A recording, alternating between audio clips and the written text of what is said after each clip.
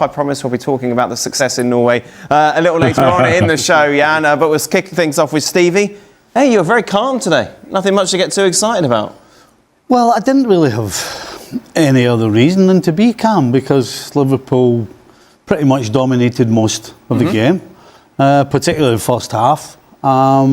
Second half got a little bit open, but you know, Liverpool got in that final third, and had they made better decisions with the final pass, final shot, you saw one from Salah there, then it would have been even more comfortable. So, yeah, it was an easier 90 minutes for a change. Yeah, something we haven't said a lot about Liverpool, Jan.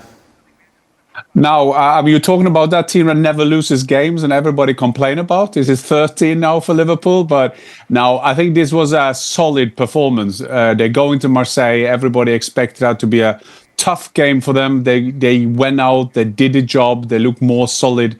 At the back, they created more chances. They were closer to 4 or 5, really. It was good to see Salah back. There's going to always be interesting when he comes back from AFCON. He had this big chance that he wanted to do with his outside of his left foot. But Liverpool, they did the job, and they did the job solid tonight. I think they just had to be professional as they were in the San Siro when they beat Inter. When this Salah storm sort of was just, well, it just started brewing after the Leeds game, and they were pretty similar tonight. They were very professional. Alisson had to make couple of good saves. He had to make a few saves here and there, but that's what you'd expect. And I think from Arne Slot's point of view, just getting the 3 points, trying to get some consistency in performance, try to defend better, try to keep more clean sheets. And just after that stupid question he was asked yesterday in the press conference about Xabi Alonso, just to back that kind of nonsense away, when, if you didn't see yesterday's show, he was asked if Xabi Alonso, well, he was asked about Xabi Alonso being available, and then they asked him, has Xabi Alonso called you? I mean, at that point, he should have ran down and punched the journalist, right? So he's got to have to deal with this kind of nonsense, because obviously Alonso is there, he's available, and he's hovering. He's a former Liverpool player, he's a good coach who had a bad time at Real Madrid. So if he doesn't get the results, then these silly questions will come along. So all he can do is make sure he's getting the results, pushing Liverpool forward, and keeping some of these questions away. One of the things that was slightly frustrating watching Liverpool was the positions Wirtz got in the first half in particular, and was a little bit laboured in the final third. Still expecting him to be sort of a bit sharper. There was one in particular, the ball dropped him in the box, wasn't it, Stevie? In the first half. And it's a bit slow, wasn't it? Yeah, he was a bit slow and laboured. I was expecting him, having watched him for a couple of years in Germany and whatnot, just to find the top corner, but he's just taken an extra touch here and there. But that apart, it was a professional evening for Liverpool. I thought Marseille was supposed to be good, Frank. Me too. and I've been very disappointed. I mean, nothing to complain about Liverpool. They did the job and they easily won that game, but they easily won because Marseille didn't do anything. And I'm very surprised with the tactic of Mr. De Zerbi, where, in fact, you play in front of a team who have been wondering sometimes, on the field, how they would play, being under pressure. And I think we're going to talk with Jan about Bodo Klimt, how they handle the game against Manchester City, knowing that they had to give the ball to Manchester City and let him play and counter-attack. That was the right tactic. Today, the tactic was to put craziness on the field. You had 65,000 crazy fans waiting for that. And you play clean, proper football, not trying too much, easy peasy game, slow game, and in fact you do nothing, and you exactly go where Liverpool wants you to go. So yes, Liverpool did the job. They were very professional. They of course deserve to win, but so frustrating for Marseille. I saw nothing. A little bit with Greenwood beginning of the second half, but otherwise nothing much to say. And the fans, I'm pretty sure I had some friends on the in the stand today. They say, what was that performance? That was, yes, very bad. Jan, meanwhile, this is why you have someone lying down, isn't it? With a wall? Yeah, remember when Messi did that? That was the saddest day in my football life, when Messi was lying behind a wall once. Yeah, absolutely, and it is so Yeah, clever. and you've had so many more lows, to be fair. Swindon won. Swindon, when you see the points we took that year, we would have been UEFA Cup now, or Europa League, back in the days. But yeah, I was thinking of that, because if you saw when they took the free kick, there were 4 or 5 candidates that wanted to shoot that. That was Salah around, Wirtz around. They were all going around, but Szoboszlai has been good at that. As Craig was saying, he's maybe been the best Liverpool player whole season. That was very, very clever. We don't see it very often. When I remember Ronaldinho did it. Messi, of course, has done it, but it was very clever, and that is Szoboszlai. But maybe the French don't want to lie behind a wall. I don't know. Frank will know more about that. There's not a lot. Now we surrender. It's easier. We like to surrender. There's not a lot of brains in the coaching setup there from Marseille, is it? In what sense? This is something we looked at back in the 90s, even when teams had walls. Did they jump or did they not? Okay. And obviously now the latest craze in the last, 2 or 3 years is lying somebody behind the wall. So if you haven't got anybody doing that, then you don't jump. Right. Don't jump. You don't jump. Is it that simple? Yeah. Thank you, Craig. Should be. And then Szoboszlai has to get up and over the wall, albeit a slightly smaller wall, because they don't jump. Right. But he's quite close to the edge of the penalty box, so it's a difficult skill, but we've seen him do it before. But if you don't have anybody behind the wall, lying down, and this is something that you do every week, you don't jump. Because Liverpool have looked at it and went, hey, look at this. Right. So all this money and all these coaches and set-piece coaches and throw-in coaches and you name it, and a wall has made the most basic error, and it's been picked up by Liverpool, and that's how they scored. And they've been told When to did they jump. start? Yeah, so why don't you have a draft excluder then? Why don't you have someone there? Well, it's a lack of preparation. Right. That's basically what it is. Because, Would you have it coaching now? well, if you're going to tell your wall to jump, then you have to have somebody lying behind it Right. to cover the gap. I mean, it's not rocket science. So clearly, somebody has made a mess of it, Yeah. whether it's the set-piece coach or whether it's just the manager who's told them to jump. But somewhere down the line, somebody's made a boo-boo, and Szoboszlai's noticed it. Apparently, When did we Frank start to jump? When did we start to jump in the wall? Well, I When haven't did got an we exact start date. doing that? I think it was March 14th. November 6th, I think. 74. when Frank bought that velvet jacket, I think, about in the 70s. Frank, overall, something Szoboszlai like said that. after the game, he said, I'd done my homework, I saw they didn't have a draft excluder, so I knew what I was doing. Yeah, and that's insane because, as the guy explained, if you decide to jump, you put somebody on the floor. But that's crazy. I mean, I was told that a wall normally is to stay still and to put maybe get on the toes to make yourself bigger, but never jump. I mean, we would have done that, jump and concede a goal like that.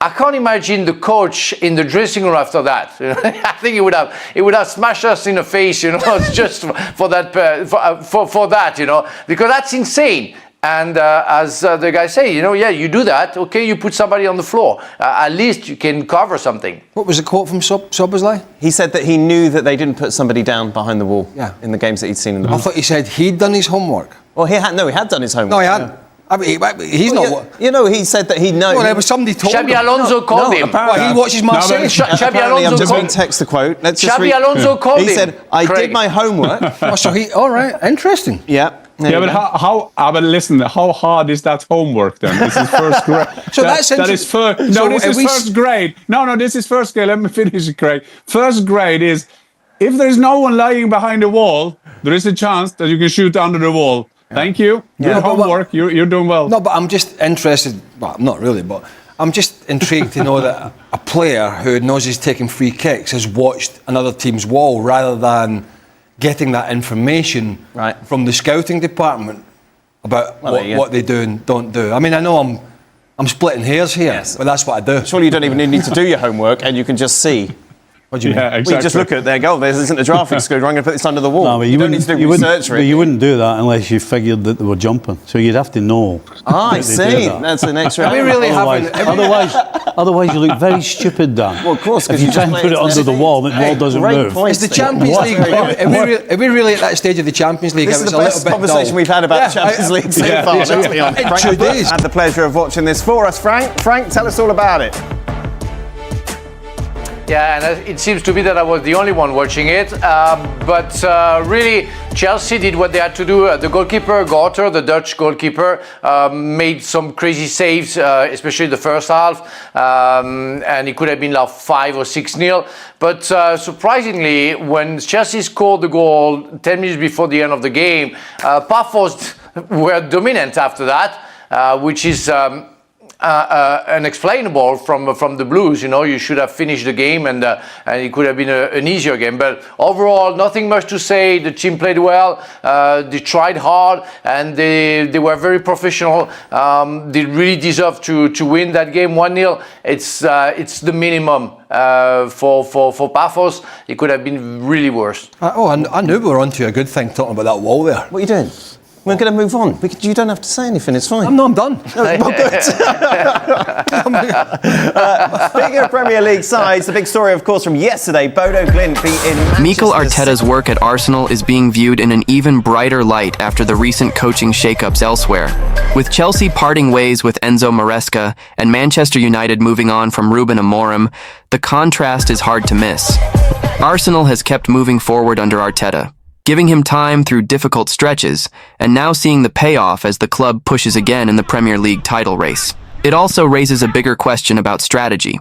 While Chelsea and United are changing direction again, Arteta has been in place for more than 6 years, outlasting a long list of managers across those two clubs in that span. That stability has become part of the story, and it was a major talking point on the Seeing Red podcast with Tom Canton and John Cross. Beyond reacting to Amorim's dismissal and breaking down wins over Aston Villa and Bournemouth, plus Manchester City's loss to Chelsea, the conversation kept returning to one core idea: structure.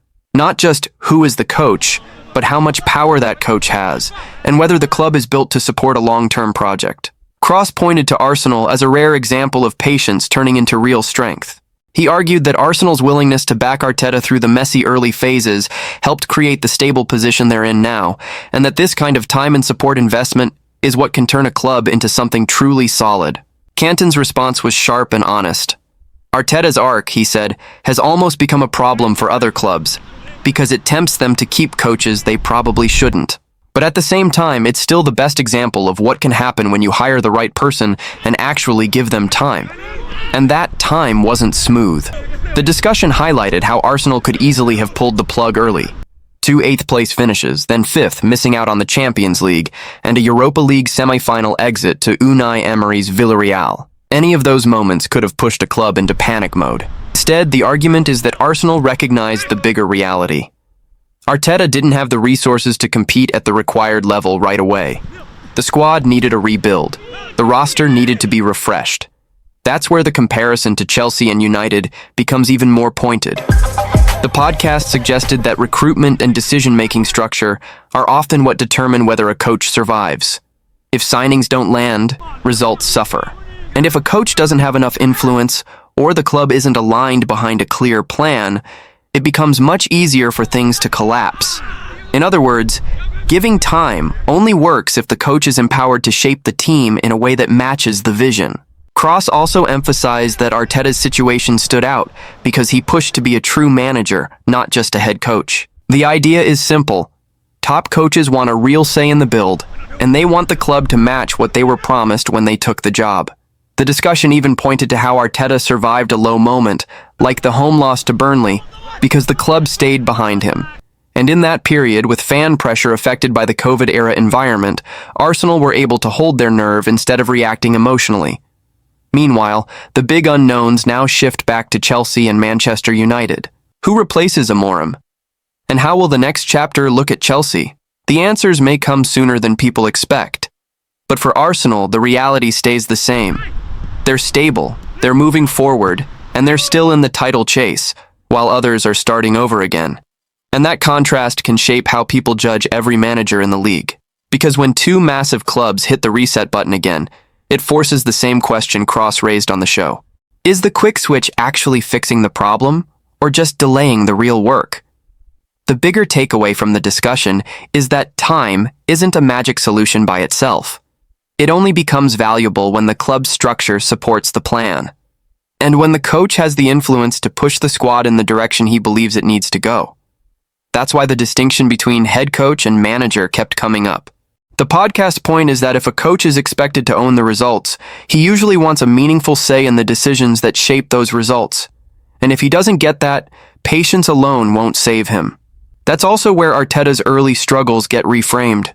Those finishes and setbacks could have become a reason to panic. Instead, they became evidence of why alignment matters, because Arsenal chose to treat them as part of a build, not a final verdict.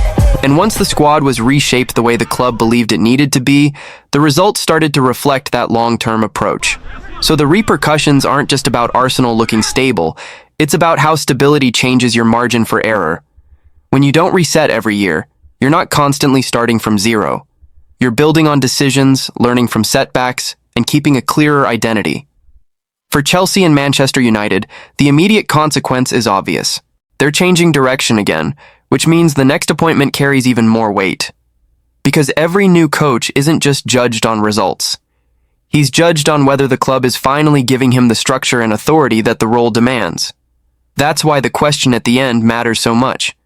Who will replace Amorim, and how will Liam Rosenior do at Chelsea? Because those answers will test the exact theme the show kept returning to. Time, support, structure, and control. And for Arsenal, it's a different kind of pressure. Stability doesn't guarantee trophies, but it does keep you in the fight longer. And right now, while others restart, Arsenal get to stay focused on what they're already doing, chasing the Premier League title.